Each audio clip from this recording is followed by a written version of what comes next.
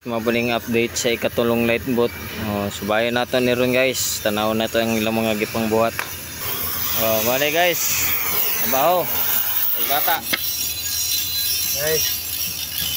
Hi guys. Welcome to me guys. Welcome to me guys. Dere guys, natauran na nila ni og mga frame. Tugta na, hinay-hinay lang tao dyan guys. Pero basta permit lang trabaho. Ano guys.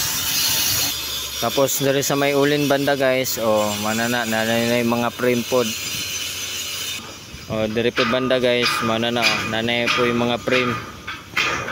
Antod na dito guys. Dari guys, maning trabaho niya ang cooler ni dari guys. Nanay bangagaan guys para sa engine room. Agyanan sa makina. Dira guys, padulong dira guys, patuyo ka na nanay shafting sa may ulin. Aro, nanay shafting guys, palibot. Sumpayanan. So, morning update karon guys sa ikatulong light boat. Bye bye. God bless.